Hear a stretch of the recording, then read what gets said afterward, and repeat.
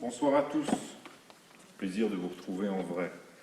Alors vous me pardonnerez déjà si mon discours est un peu confus ce soir, mais avec la buée sur des lunettes, je ne suis pas sûr de réussir à le lire. On va essayer quand même. Alors il y a presque un an, jour pour jour, je me tenais devant une synagogue comble pour prononcer le discours d'ouverture de l'année jubilaire du Guil. Aujourd'hui, c'est le cœur un peu lourd que je m'adresse à vous pour marquer ce 50e anniversaire, ce Shabbat. Même si l'occasion est joyeuse, je suis, comme vous, j'en suis sûr, un peu triste de ne pouvoir adresser ces quelques mots de vive voix qu'à quelques-uns d'entre vous. L'année civile 2020 se termine et nous, individus et communautés, pensons nos plaies.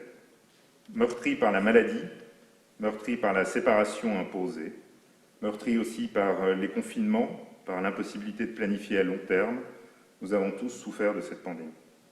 Le Guil, lui aussi, souffre, car il n'a pas toujours pu accomplir sa mission fondamentale, accompagner les fidèles dans les petits et les grands événements de leur vie. Notre communauté souffre collectivement à chaque bar et bat mitzvah annulé, à chaque mariage repoussé, à chaque enterrement tenu en comité réduit.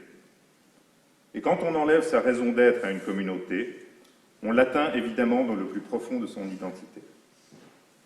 Les décisions cantonales, qui nous semblent parfois injustes, et tombant avec l'imprévisibilité du Dreidel de Hanouka, ne rendent pas notre tâche plus aisée. Néanmoins, la technologie et le dévouement créatif de notre rabbin nous ont permis de quand même conserver ce lien qui nous unit à notre communauté. En plus du streaming, vous avez maintenant la possibilité de visionner en ligne le sermon et la lecture de la paracha le lundi suivant l'office. Le Talmud Torah a également poursuivi sa mission en donnant des cours par Zoom pendant cette période de confinement. Tout cela n'est pas suffisant, bien sûr, mais ce sont autant de petits gestes qui ont fait tenir debout toutes les personnes engagées pour le Guil. Heureusement, ces 50 dernières années ont permis au Guil de construire des fondations inébranlables. Ainsi, 2020, année bien difficile s'il en est, qui nous a tant éloignés les uns des autres, s'achève aussi avec de l'espoir. D'abord, l'espoir scientifique, de voir l'aboutissement de la recherche en cours sur les vaccins contre le Covid.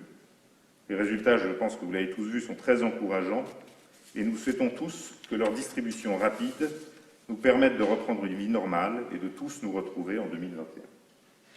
Je suis pour ma part aussi très optimiste sur l'avenir du Guil.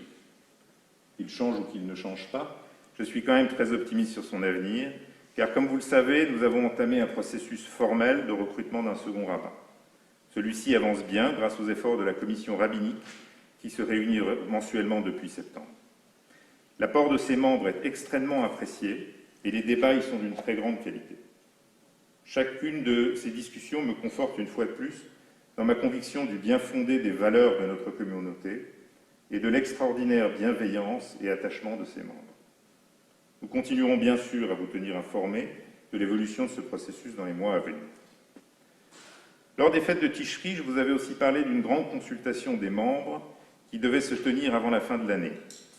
Nous allons malheureusement repousser ce sondage à l'année prochaine, lorsque notre communauté aura pu retrouver un rythme un peu plus normal. Et même si nous sommes privés des événements festifs que nous aurions aimé partager avec vous pour fêter dignement les 50 ans du Guil, nous sommes fiers de tous les accomplissements de ceux qui le servent si bien depuis tant d'années.